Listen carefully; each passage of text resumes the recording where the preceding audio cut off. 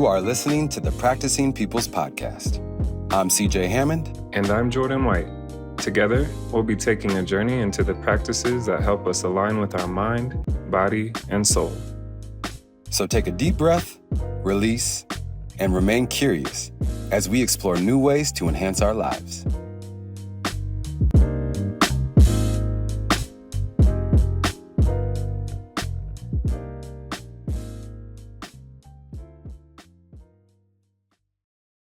What is up, everybody? Another beautiful episode. This is episode 2 of season 2 with my brother Jordan White over here. I think he is in another location today, being a world traveler, or at least a USA traveler. How you doing, my man? I'm good. Yeah, not quite a world traveler as much as I'd like to be yet. But yeah, visiting some family in Florida. Hanging out with my sister, my little nieces, and they're a blessing to be around. How old are they now? So Araya's almost 5, and she actually has her first dance recital this weekend. So my mom and I flew out here to see that, and little Ayla she'll be 3 this summer. So wow, fun ages. Wow. That's amazing, man. Please give your mom my love too, and Alex and the little ones, bro. That's amazing. I hope you're able to, after our beautiful conversation, return to some more wonderful family moments. Absolutely. Yeah, that's the plan, man. And I'll for sure let you know, or let them know you said hello. And it's wild to think about, it wasn't too much further than Araya's age, her being at 7, that we met each other, started playing Little League football together, and it wasn't that far from that age. And here we are, 30-something years later, geez. Ay. We're getting younger, though. I still believe the youthfulness in us. And I guess I would say that thinking about that in terms of, I'll explain how I got to this, but that the topic today that I wanted to talk to you about was the myth of arriving at a certain moment in our lives where everything is put together, everything is final, everything is figured out.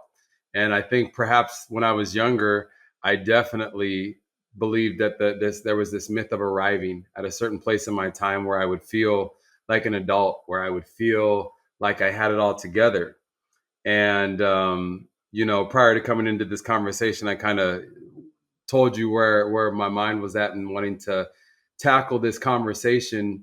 And I guess, for me, I will certainly answer any questions in the same way, but have you found yourself at any point in your life coming to the point where you had assumed that the arrival of a certain destination meant that life was never going to be the same, or that there was a finality to a point of struggle or strife or anything like that? Yeah. Constantly, my man. Yeah. And as you were talking about it, I think about it in the sense of having that once I conversation. Once I land this job, once I heal this part of myself, once I find my purpose, once I feel confident, I'll do this next thing, right? And so I think that's maybe a check-in point for me as far as where that myth has been present. When I was back in corporate space, like once I get in this leadership role, like it's gonna, mean I've arrived, essentially at my potential. It's gonna mean I've arrived even in a space financially and be able to provide these new things for me and Heather. And not that wasn't partially true, but clearly I didn't stay there, right? So there was more to pursue. There was more to step into. There was more growth on the other side of that checkpoint, right? So it's more so, it's less of an arrival in that sense and more of a space you enter temporarily, right? And another thing I'm thinking about too is this myth I had in my head, like once I get my website as a coach, everything's gonna just fall into place. And I'm going to have this exact ideal clientele rolling in.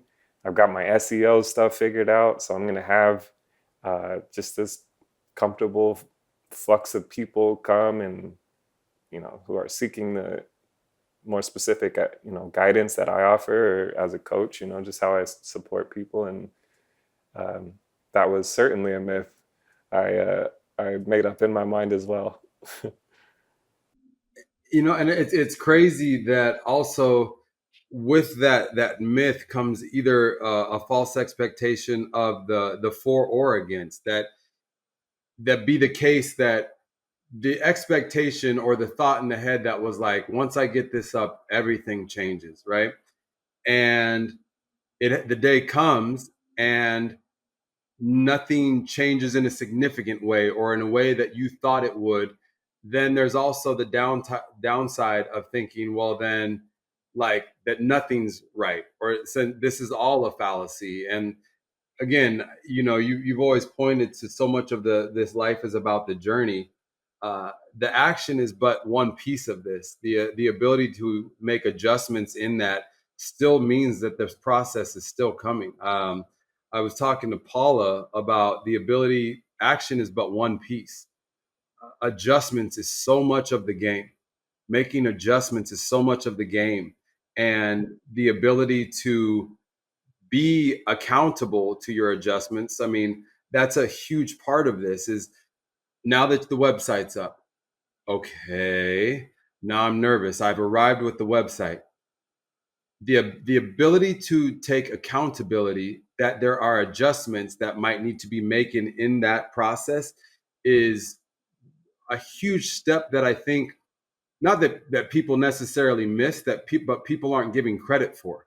It would just be like training. I always tell people in training, if I was to take the action of physical training, let's take the body because it's so easily it's such an easy concept to figure out. My training schedule is this: I do this, I do this, I do this. If I'm not getting the results I'm looking for, I can either continue to sit on the wheel of this and go in the same place, or I can make adjustments that will allow me to start seeing differences. And if those differences aren't what I like, then I make new adjustments. But that ability to do that allows for some of that weight to be taken off of those moments of arrival. I so deeply empathize with you in the place of thinking that because I'm pretty sure when we first started going through our conversations and meditation was bringing me to a place of realizing I had a lot of dangling carrots that were supposed in my head, that were supposed places of peace that continued to be reached, and yet peace was ever fleeting. And I only found myself in a crazier place each time to your point prior to this conversation, each time I saw the mirage and I'd get there, there was nothing there, or nothing that I thought it would be there. There might be reminiscences or scraps of things, but this place that I was looking for, that I guess I suppose was going to bring me peace, was not there. And the only thing that was there, and I'm not trying to be funny with my words, the only thing that was there was here. It was here and now. It was what was now. And it was always a place of being here, being here, being here. And I always wanted to be there, to be there, to be there. What with a lot of grace for myself, what an awful life to live, to always be here and always wanting to be there. That was a really tough thing for me to understand. And I still have battles like that. Everybody does. That's the part of like growing, ing, the constant state of. But my reminders are more constant in the sense of there is always never here. There is always never here. So for you to always want to be there, it's just a chasing the tail for the end of time. And many of us in society find ourselves doing that. And I think that although some of what I said can sound confusing, I think you know what I'm speaking about. And I think a lot of other people know what I'm talking about when I'm talking about here being there. and they're wanting to be here, and vice versa. Yeah. Yeah. I started thinking about like whack-a-mole type thing, right? Or essentially just this moving target. And um, what I believe I heard in that as well is just this idea of um, relying on external for inner peace and for inner joy and for inner fulfillment. I think that's absolutely something we've both learned along the way too. Is yeah, like you can go out and shoot a movie, and you can go out and create an album, or for me, start a business, and um, even start this podcast together, right? And those are all external things. And don't get me wrong, they all bring joy in some way, shape, or form. And it's good. There are accomplishments, no doubt. But yeah, like deeply relying on those for our inner fulfillment. Yeah, I think that's where that gets a little cloudy for people as well, and where people may be a little misguided um, along the way. And so, yeah, so essentially, it's just this idea that there's really no fixed destination where the work is over and fulfillment is like permanently locked in. It's a myth, right? Like you said, and really every so-called arrival, every new, if we go back to, you and I used to play video games together too, right? Like you hit this checkpoint. So it's kind of like a new threshold each time Mhm. you get there. And so it's really this idea of life keeps unfolding, and so do we, so do you. And I think to your point, I'm curious as we look to fatherhood, which I think we both do. Um, I'm curious because I know a lot of this has to do with conditioning of society. Once I get this car, once I get this job, once whatever it is, once I get this partner, everything changes. And these can all absolutely be additions to your life that can serve as assets that if you take the time, like my partner, Paula, as an addition to my life, was an absolute asset. Being able to have a person that holds the mirror to me, that allows me to grow and supports me with grace and love and an ability to communicate in a way that really transforms me for a higher place. And in saying that, I also know that we have days where we seem to be at odds with each other. And there's the perfection that you seek in a relationship is but a mirage. You will arrive at places on the daily, on the weekly, on the monthly with your significant other where you're like, we hit it. Like when we got engaged, I remember it's like, wow, we're here. It was an arrival of places. But if I was just to finish at that and not know we still have a marriage and a lifetime to go, that is a scary place to be. To think that everything is figured out and you'll never have another difficult conversation, another difficult moment in your life.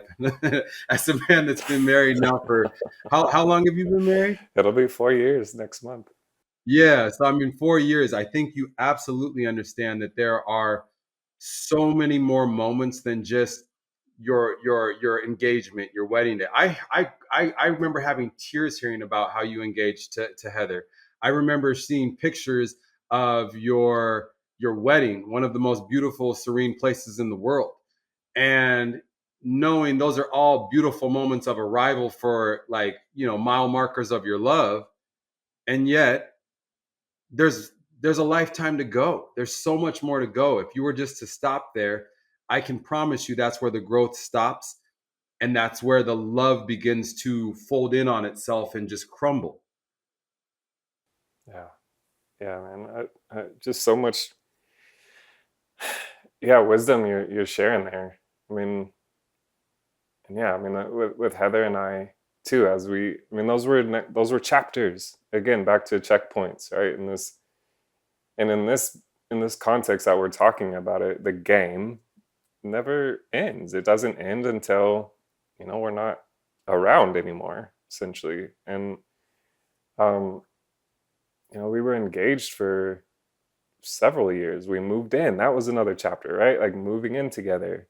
So that was another arrival checkpoint, if you will. And the engagement, and then, the marriage. And we've moved several times together. And, like you mentioned as well, like we'd like to start a family one day. So that's going to be a whole other, like version of ourselves that's going to be called to come forward. That's an entire new way of being and roles for both of us. And, so walking into that with the mentality of I've got this, I'm good, just who I am today, and that everything is going to just be perfect because I'm going to be like a curious guy, or a compassionate person, which are qualities I have. But yeah, it doesn't mean that there aren't going to be new like ways for me to continue growing. And I think that's what we've both embraced, right? Is like kind of this idea that it's less of an arrival point, and it's more of a path, right? Like it's an ongoing journey. And yeah, rather than seeking to arrive, like it's more so just like let's keep walking it type thing. Mm. Me as a man for the sayings, and there was something that you were saying. It's like growing is knowing that you'll never arrive at a place where it's ever final. There's never a finality other than to what we know of as our last breath on this earth, that there's never a finality to the ability to grow. And I think my false notion arrived at adulthood was when I would have everything figured out. I think I was so excited, especially in my early 20s to get to my 30s, and here I am, in the later stage of my 30s, understanding like, and I think it's a different financial time for us than our parents, but I'm like, I looked at my parents thinking they had this all figured out. And I'm almost positive now, if I was to ask them, they'd be like, I don't know what I was doing either. I just kept doing it. But you look at people ahead of you assuming. And I think that's another great point, though, too, to remember that nobody necessarily knows what they're doing. They have a sense of knowing, but no one really knows what they're doing with this life because there's not necessarily a tangible arrival point. Everybody's is going to be different. We certainly took different paths in the ways that we've arrived at this place right here, but no one's place was right or wrong. And especially in the place that we're not looking to hate anyone or anything, we're looking to bring love. I think that if I was looking to harm people with my words or with physicality or something like that, I think there's a right and wrong there. But everything else above harm, there's no right or wrong there. And that's why in arguments, I just had a conversation with Paula. We were beefing over something. And again, there's no place of arrival in this conversation where one of us is right or wrong. There was a miscommunication and a misunderstanding. And I think that, the place that we've arrived at in our times when we go through things, I so much, I don't look forward to the things that happen. I just know that the come down of that, there will be a place of, we've arrived at a new place of growth. There's every time we've gone through something, there's a new place or a new chapter that's open for us where I'm very proud of the way we've decided to reach that. Yeah, that's cool to hear you talk about it. What would you say contributes to that? I mean, because you and I have seen each other go through several relationships. So what would you say, like previous CJ may, like how would he approach that, or yeah, what's different? Oh man, I think there's new new levels of self-awareness come to a person through relationships if they decide to keep growing. And I think in certain aspects, when you're young, those relationships, they can certainly, there's high school sweethearts and things like that, they can certainly look like they can work. And then there's people, perhaps like myself, I was still doing a lot of growth.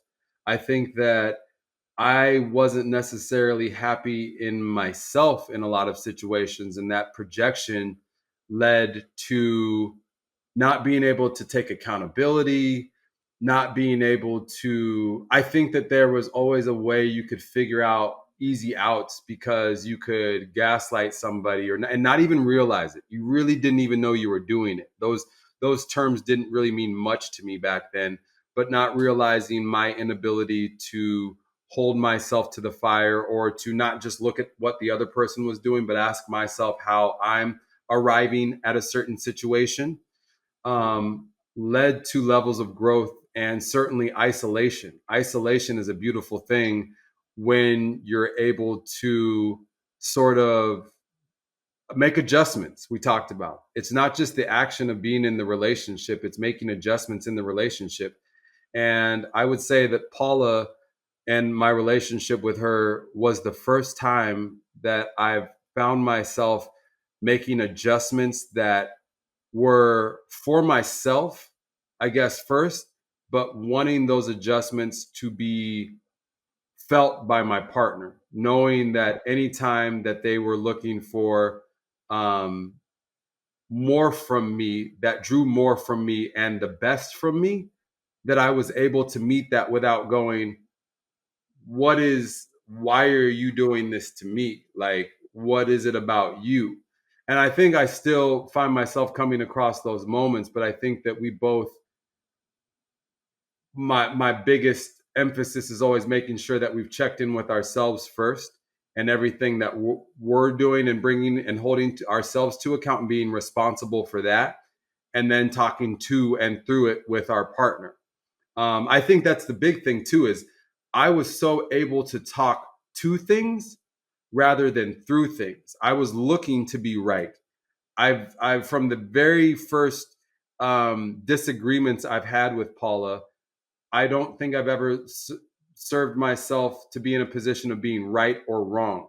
I've been looking to grow through something and to figure out what this is saying or what this is telling us, versus trying to be like, I just, there was something in my ego, and I don't know, I do know that I have not transcended my ego, and I'm looking to continue to grow through that. But there was a lot of ego at play for me in those early days, in a lot of earlier relationships, a lot of needing to be right, or to be justified in any actions that I took.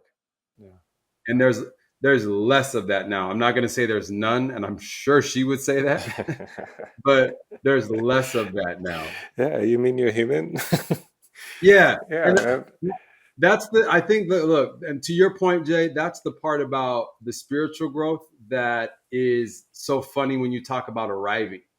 It's understanding, and I'm still human, and not yet, and yet I'm still human. Of course I'm human, and I'm human, and I will continue to work to transcend to higher levels of learning. So the spiritual path of meditation certainly has helped to bring those thoughts about, because spending quiet moments with yourself rather than just go do um, allows me to be more present with myself and how I am entering moments, whether you call it arriving or being here in this moment.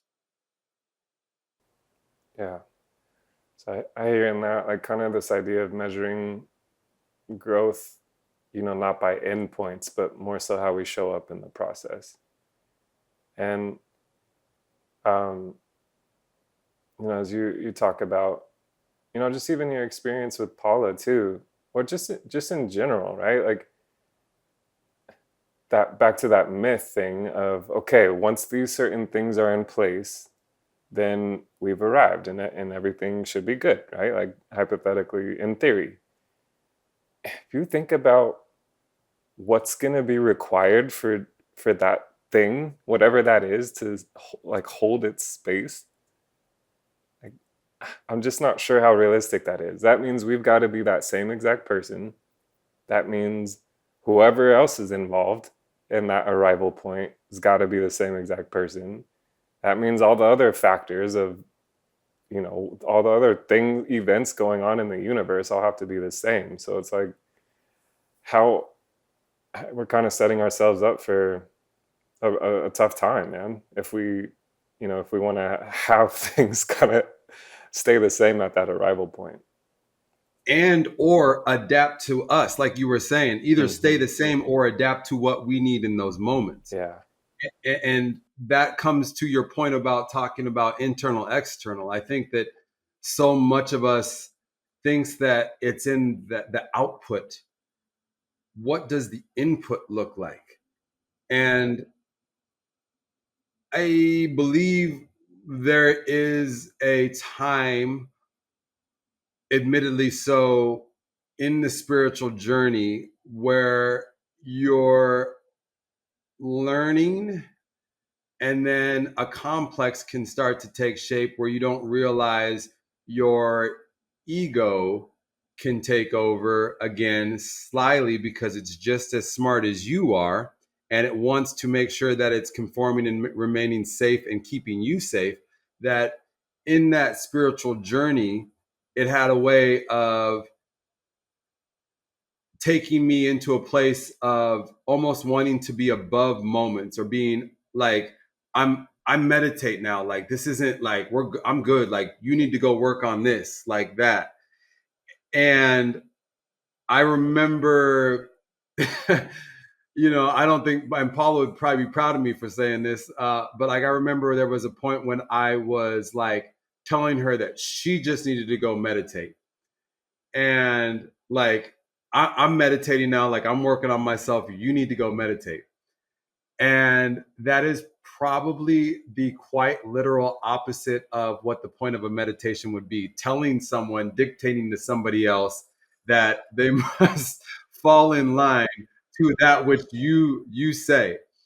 And I think I laugh at it now, but it was certainly serious back then. And um, this self-righteousness took hold of me, and it's hard for me to admit this because there was this idealistic standpoint that started to take shape, and I wasn't aware of it. And needing to dictate moments again, needing my external world to match my internal point of view, was a recipe for disaster. And I'm grateful for that awareness. I came to a point of apology for needing to have that be my stance. And boy, like it hit me like a ton of bricks, and it hurt me to know that I, for several months at a time was telling my partner that while literally drinking the poison. I was myself the one that was actually the problem. And should Paula listen to this episode, I'm sure she will smile or want to choke me. But either one, I hope she can smile and choke me at the same time. But yeah, it's funny as I talk through that with you now, knowing that's it. To expand on a bigger point, that's what's so hard about the world right now. I find myself being quiet and talking to people in private, but there's so much of the external world that really frustrates me. And I thought we had arrived at a different place and time in this world where everything was good and people weren't going to be dickheads and racists and look at immigrants as terrible people and all these things. And here we are. And the only thing that I can do is continue to be a loving human and stick up for those people. But it's the that's what I can do. I can't change other people's point of views more than they can change their own point of views. Mm-hmm. Yeah, I mean, I get to back up a little bit about kind of the spiritual egotism. It's an actual thing, right? So this essentially occurs when the ego itself uses spiritual concepts or different practices to inflate the sense of itself. Rather than, right, like moving beyond the limitations of the ego and like kind of that self-concept. And, it's,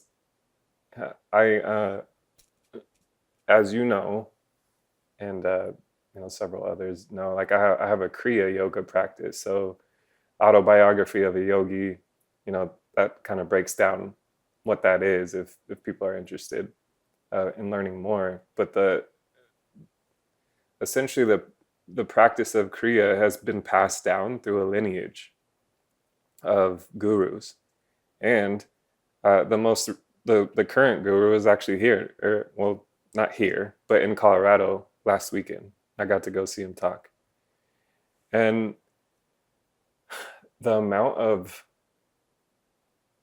peace and compassion and kindness and just love that was radiating from that human was inspiring, man. And it circles back to what you were talking about. I mean, like, yeah, there's a lot of difficult things that are happening, outside of our experience, externally to other people. And if we could wave a magic wand, a lot of things would be different, right? And back to your point too, that's almost the desire of wanting us to arrive somewhere else, and as a society or as a world or whatever it may be. And I think it goes back to what you just finished up with, is how can you continue to be the best version of you? And yeah, like lead with what you want to see. I mean, same thing Gandhi did, right? Like, be the change you want to see in the world. And you never know. You literally never know what one compassionate, from the heart gesture could do for someone.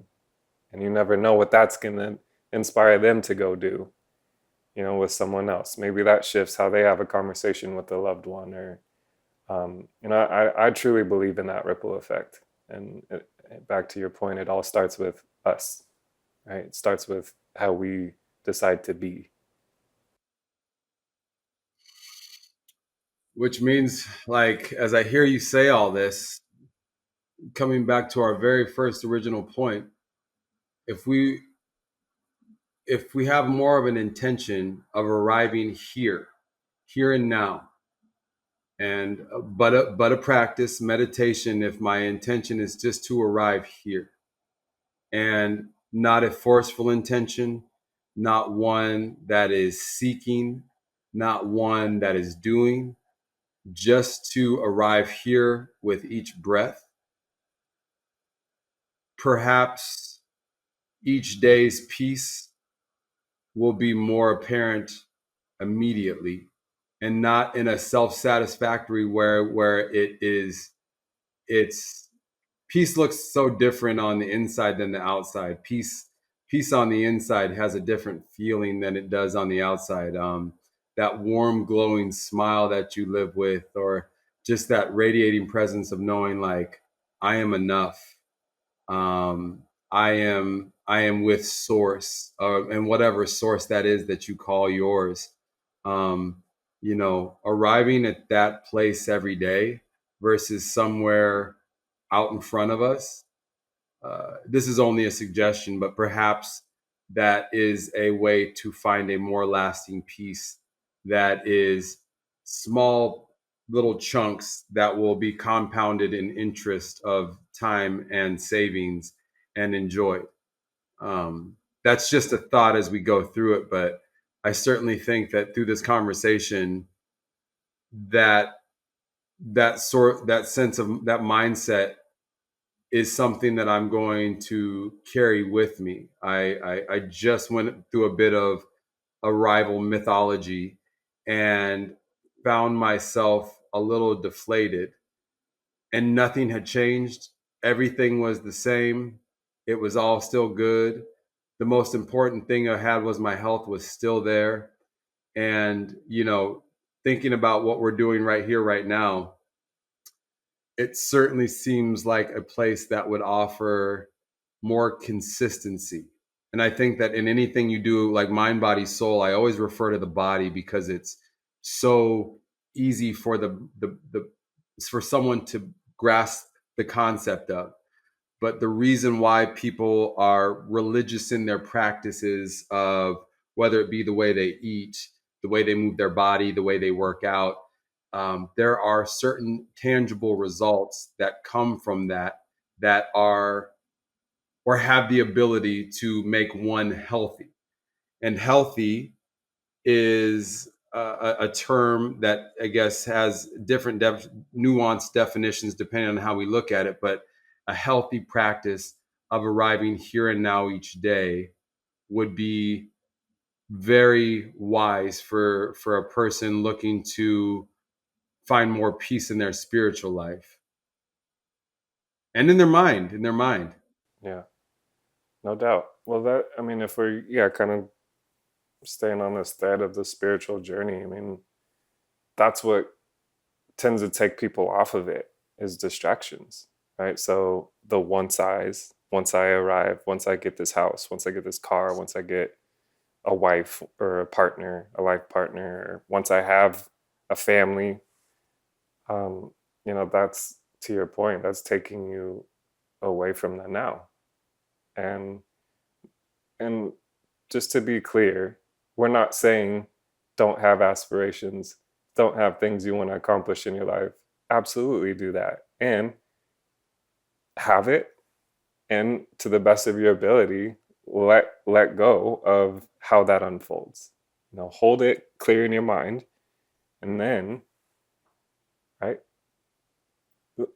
trust the process and be the best version of yourself as it does unfold. And that's where people, I think, get, again, just distracted of obsessing over the arrival point, where they need to go, what they need to do to get there, right? Like they're all doing things, and more so, I think what we're talking about is being. If you're more present, if you're creating more value in the world, this is self-leadership stuff too. It's like you get to actually go create your life from the inside out when you are that level of grounded that you're talking about, when you're that present, because you're consciously creating value. You're working with yourself to go create out in the world versus going and doing certain things to accomplish a check mark. How poignant that your shirt be just be right there showing right perfectly. I mean, and again, I think that analogies are just fine, but go on a walk today. And if someone goes on a walk today, there's a destination you're trying to get to. And again, to your point, that is perfectly beautiful. A destination is wonderful to eventually arrive at. But if all you're thinking of is the arrival while not ultimately taking every step with a fulfilled heart, and some steps might be harder than others. There might be, if we're climbing a mountain, one step that requires a greater length of stride, that brings perhaps a more strenuous strain to the muscle, that is going to require more from you. And that's okay. And at any point on this destination in this journey, if you find something that you find to be more fruitful or another place, I can't tell you how many times I go on hikes with Paula. I point to a mountaintop. I'm like, look at that over there. And then we're walking to it. And then we see a beautiful tree to the right or a patch of like roses or something. Like, let's go smell those. And that might take us somewhere that takes us to somewhere else. And we say, oh my gosh, I didn't even see that path over there. It's all good. It's all good. If everything is done with a loving sense of curiosity that, again, one of the biggest things that you shone a light on for me in the process or in the progress of life is an openness and a curiosity that there's if everything in life has that quality to it, then I don't see a detriment to one's experience in life. It wasn't really a failure. I learned a lot. And matter of fact, anything that was failure was absolutely plenty of learning lessons for me to speak on. I can tell you about a lot of my successes, but I'm not sure I can tell you about what I learned from them as readily as I can about that was a learning lesson. That right there, and I'm sure that your time when you were going through the ranks in the corporate world, none of that was a failure. That was all like minor like learning lessons that ended up in a big learning lesson that you said, I'm going to pursue this this little route over here. I see that I'm really enjoying helping other humans grow and find the most out of their potential. I'm gonna go explore that. And then that came with its own, where you went through hours upon hours, and are still doing so to become the most loving, intelligent life coach you can possibly be, and leadership coach, really. But it is one's life that you're helping. Yeah, well, so, like self-leading, whether that be as you as a future husband, or all the other folks I work with in the different capacities, that matter to them. Uh, and thank you for saying that, by the way, man. Like I, I think if I would have continued to listen to the shoulds from other people, and even my own shoulds, right? Like we should on ourselves, we get shoulded on throughout life, and that takes us off track, and it takes us off of our path. And we each have our own unique path, and it doesn't mean you and Paula can't be on a path together, me and Heather can't be on a path together, but we still have our own strides and our own steps that we're taking. And the more grounded you are in, like the things that mean uh, something to you, that create value, that help you be the best version of yourself, or that allow you to bring the best qualities that you have. I mean, that seems like the sweet spot. If we're talking about arrival, go to places that allow you to be that, and that actually encourage it, and where you can contribute, right? And that's, again, like kind of back to the spiritual path as well. They say, if you find yourself at a awakened place, go help other people, right? Other than that, you've got your own stuff to kind of work through. You need to figure out how to be okay. And that's part of it. And once you do arrive at, some type of inner peace, go and be helpful, and go and contribute, because this whole life thing, man, it's a rough ride. It can be. I think about, we talked about like the arrival. You brought up that, like that place of an awakened place. Those moments can come and they can go. I certainly know that anytime I go serve at South LA, I feel more alive than I've ever felt. And there are places in our life that you talk about that are sort of wells to the soul, wells that where we know we can go get filled up. And I would certainly um, ask anybody that's listening to today, tomorrow, this week, this month, return to a well that fills you up. And if it is a place of solace and peace and singularity, that is perfectly good.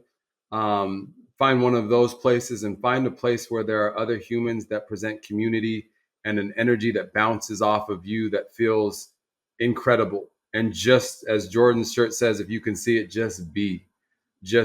And you brought another big point. It's that you're adding to that place. Certainly feel free to just exist in those places, but never be afraid to add your drop of love to that place. I think that arriving at those places is where I find myself having the most fun, where I'm adding my drop of love into something else that might already exist. Certainly there are times where you can be the foundational predecessor of everything that comes, but I love going into situations where things are already in motion and I can add and be appreciated. Yeah, it's cool to watch you talk about it, man. Like, you literally just lit up, and you kind of got this glow as you're thinking about that. And that's uh, arguably what this whole life thing is all about, man. Is like, how can you go and be around value, like quality of life, goodness? I mean, and again, like, contribute to that. I mean, that's going to be, there's no one perfect answer for that. That's going to be a different answer for you. That's going to be a different answer for me. It's going to be a different answer for Paula. And that's the idea, is like, so many people are looking externally for the solutions to their life. We talked about it in the last episode. That whole idea of AI, going and asking, well, what should I do with my life? What authentically inspires you? Go there. Brother, you know, and as we wrap up, that is a great thing to remember for all of us. When you go to social media, to friends for advice and things like that, just remember there are absolutely people that have your back, but remember, don't or be cautious of living a life that doesn't speak authentically to your own heart source, your own truths. Oftentimes I know when Instagram first started, we were in our 20s. Man, it's so easy to get caught up in that world of thinking that I want to be like this or I want to be like that. Like, be you, and certainly add your own flavor to it. Like, there's no need to be somebody else in this world anymore, especially right now. We already have enough of everybody doing like something that is imitated by somebody else and something like somebody else. I certainly encourage everybody to be themselves. And my earnest, honest prayer is that everybody arrives at that place of here and now today to find more of those moments that are authentically them. Damn. Preach, man. Arrive back home, which is you. Yeah, I mean, and just to be clear, right? Like, so this whole idea of letting go of arrival, which it sounds like we're encouraging that in this conversation, right? Doesn't mean stop growing or reaching. It it more so means, like, stop attaching our worth to the achievement of a particular moment or outcome. Like, still set goals, still move forward, but do it from a place of what we just talked about, like your home, like from your inner self. And from a belief that this moment, not the next one, is where your life is happening. Like, you have arrived, if you think about it that way. You've arrived to this moment. So, I mean, one more quick thing, man, like, as you were talking about it, I was recently watching a documentary on Mr. Rogers. You remember him? Oh, absolutely. Yeah. They want to take him away, but nonetheless. I mean, what's new? Well, I just remember him saying, and like even watching the documentary, it's like, you are just right, just the way you are. How many kids needed to hear that? How many of us, like even adults, our inner child probably still needs to hear that, so moving from a place of just knowing that, and releasing some of that pressure that we put on ourselves and that society puts on us, and again misguides us, distracts us from the arrival point that we really need to be at. Society is as real as we make it, but community is the real thing that I think everybody really wants to be a part of. I know that we innately are a part of society, but societal norms can also hijack some of that authenticity that we choose to bleed through. You can be your authentic nature in a community. So that is a very great point, Jordan. Again, we are absolutely suggesting that your intuitive nature and the most that you want from life ring true to this world, and you keep being those things and showing up in action and being able to make the adjustments that are necessary and be accountable in the ways that you find that they are assets or biases to your life. And again, to your very very beginnings, to lead yourself through this whole thing with us people like me and Jordan right by your side. Yeah, amen, bro. I mean, and I think, especially more specifically speaking to men, there's there's a loneliness epidemic out there, right? But I couldn't have, gotten to this arrival point without community, like to your point, and working with a coach, and working with, other people who are committed to helping and just walking on that path with you, So if we can be helpful in any way, I hope people decide to reach out. That's essentially what I do, as a self-leadership coach, is help you self-lead. in a way that works for you. Amen. We are here for you. Exactly. Brother Jay, this was an awesome conversation. I really appreciate it. I really love us getting the chance to come back to, we love every guest we've had on. And I also love being able to talk to you and expand upon these things and come to realizations and places of growth. So I thank you for just existing in the same time period as me and just being my brother. Yeah. Likewise, man. Nothing but love for you. Nothing but love for this space. Nothing but love for our listeners and whoever this, hopefully, gets to. And it's an honor, man, to be partnering with you in this process. Much love, y'all. Till next time. Until next time. Thank you for joining us today on the Practicing Peoples podcast. We hope you found our conversation inspiring and thought-provoking. We appreciate your support and passion for personal growth and self-improvement. To help build the Practicing Peoples community, please follow us on Instagram at Practicing Peoples Podcast for updates, behind-the-scenes content, and engaging discussions. Liking and sharing our posts will spread the word about the podcast to others who can benefit from these conversations. You can also reach out to us at our website, www.practicingpeoples.com, for more materials and ways to tap into the community.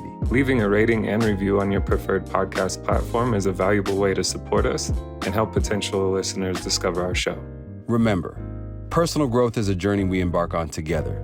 Let's build a community where we uplift and inspire one another to achieve our true potential. Thank you for being part of the Practicing Peoples podcast family. And until next time, keep practicing and keep growing.